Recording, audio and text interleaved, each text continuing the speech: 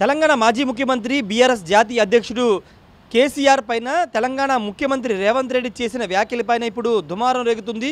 అదేంటంటే ముఖ్యమంత్రి అంటే మూడోసారి ముఖ్యమంత్రి అవుతానంటూ కేసీఆర్ తాను ముందస్తుగానే 12 ల్యాండ్ క్రూజర్స్ విజయవాడలో సిద్ధం చేసుకున్నారు. దాన్ని కొనుగోలు చేసి విజయవాడలో బుల్లెట్ ప్రూఫ్గా సిద్ధం చేసుకున్నారు. తాను ముఖ్యమంత్రి అయిన 10 రోజుల వరకు ఆ విషయం తనకు తెలియదంటూ రేవంత్ రెడ్డి వ్యాఖ్యలు చేయడంతో నిజంగానే కేసీఆర్ 12 ల్యాండ్ క్రూజర్స్కి ఆయన ఆర్డర్ ఇచ్చారా? ముందుగా 22 అన్నారు, తర్వాత 12 అన్నారు.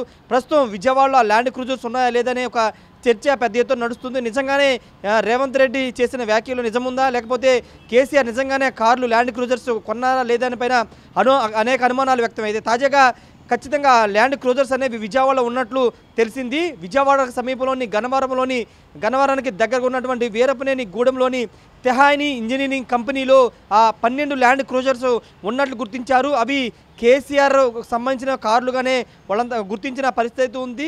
రేవంత్ రెడ్డి ఏదైతే చెప్పారో అదేవిధంగా బుల్లెట్ ప్రూఫ్గా ల్యాండ్ క్రూజర్స్ కొనుగోలు చేసి వాటిని బుల్లెట్ ప్రూఫ్ వాహనాలుగా సిద్ధం చేసే పనిలో తెహాయిని ఇంజనీరింగ్ కంపెనీలో దాన్ని ఏర్పాటు చేశారు.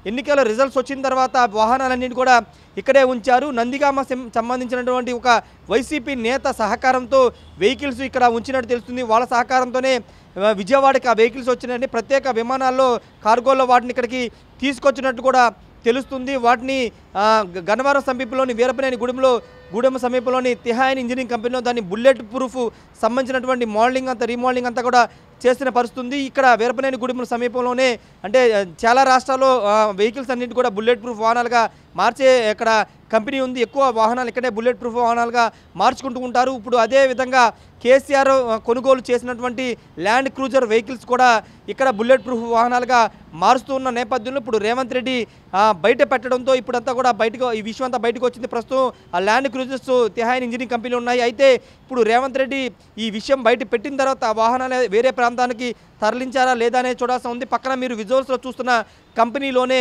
ఆ వాహనాలు లోపల ఉన్నాయి. ఇప్పటివరకు ఆ వాహనాలకు సంబంధించిన ఫోటోలు మాత్రమే బయటకు వచ్చాయి, కానీ వీడియోలు తీయడానికి మాత్రం ఆ తెహాయిని ఇంజనీరింగ్ కంపెనీ ఆ ఓనర్స్ మాత్రం ఊరుకోవడం లేదు. లోపలికి ఎవరిని కూడా అలౌ చేయని పరిస్థితి.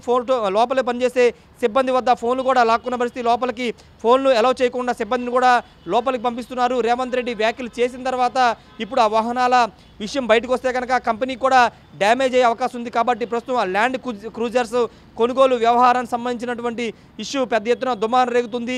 అంటే ముఖ్యమంత్రి అయిపోతాను, మూడోసారి కూడా ముఖ్యమంత్రి అవుతాను కాబట్టి తన కోసం ఆ ల్యాండ్ క్రూజర్స్ వెహికల్స్ కొనుగోలు చేశారనేది ప్రధానంగా రేవంత్ రెడ్డి కేసీఆర్ మీద చేసిన వ్యాఖ్యలు. ఇప్పుడు ఆ ల్యాండ్ క్రూజర్స్ నిజంగానే తెహాయిని ఇంజనీరింగ్ కంపెనీ కార్లు ఉండడంతో రేవంత్ రెడ్డి చేసిన వ్యాఖ్యల్లో వాస్తవం ఉందనేది పూర్తిగా 2 తెలుగు రాష్ట్రాల్లో కూడా చర్చ అయితే నడుస్తుంది. ఏదేమని ప్రస్తుతం తెహాయిని ఇంజనీరింగ్ కంపెనీలో వాహనాలు ఉన్నట్టు తెలుస్తుంది. అయితే రాత్రి వాటిని తరలించే అవకాశం కూడా ఉందని తెలుస్తుంది. అయితే ఆ కార్లు ఎవరి పేరు మీద రిజిస్ట్రేషన్ అయ్యాయి, ఎవరు కొనుగోలు చేశారు అనే దానిపైన స్పష్టత రావాల్సి ఉంది. ఏపీలోని ఒక వైసీపీకి సంబంధించిన నాయకుడే దాన్ని కొనుగోలు చేశారు, అతని ద్వారానే గన్నవరంకి వచ్చాయనేది కొంతమంది చెబుతున్న మాట. అయితే దీనికి సంబంధించిన క్లారిటీ కూడా రావాల్సి ఉంది. తెలంగాణలోని నేతలకు సంబంధించినటువంటి వ్యవహారాలు ఆంధ్రప్రదేశ్ కొంతమంది వైసీపీ నేతలు చూస్తూ ఉంటారు. వాళ్ళకి సంబంధించినటువంటి వ్యవహారాలు కానీ అన్నింటి కూడా చూస్తూ ఉంటారు. దానిలో భాగంగానే వెహికల్స్ సంబంధించి కూడా ఇక్కడ కొనుగోలు చేయడం, ఇక్కడ బుల్లెట్ ప్రూఫ్ వాహనాలుగా మార్చడం పని కూడా వైసీపీకి సంబంధించిన ఒక నేత చేస్తున్నట్టు కూడా తెలుస్తుంది. దానికి సంబంధించిన వివరాలు కూడా బయటికి రావాల్సి ఉంది. ఏదేమైనా ప్రస్తుతం రేవంత్ రెడ్డి చేసిన వ్యాఖ్యల్లో వాస్తవం ఉందని తేలిపోయింది. ల్యాండ్ క్రూజర్స్ కొనుగోలు చేసిన మాట వాస్తవమే, కానీ వాటిని బుల్లెట్ ప్రూఫ్గా మార్చే ప్రక్రియ కొంత ఆలస్యం కావడంతో అటు తెలంగాణ రిజల్ట్స్ రావడంతోనే ఇప్పుడు ఆ వాహనాలన్నీ కూడా లోపల దాచిపెట్టారని కూడా తెలుస్తుంది. మరి ఇప్పుడు రేవంత్ రెడ్డి చేసిన ఆరోపణలు నిజం ఉండడంతో వాహనాలను కూడా బయటపడడంతో వాటికి సంబంధించిన ఓనర్స్ ఎవరు, వాటి వివరాలు ఏంటని త్వరలోనే బయటకు వచ్చే అవకాశం కనబడుతుంది. Camera person ఫణితో Rayesh, RTV, Gannavaram నుండి. మరిన్ని వీడియోస్ కోసం ఛానల్ ని సబ్స్క్రైబ్ చేయండి. లేటెస్ట్ అప్డేట్స్ కోసం వాట్సాప్ ఛానల్ ని ఫాలో చేయండి. అండ్ లింక్ డిస్క్రిప్షన్ లో ఉంది.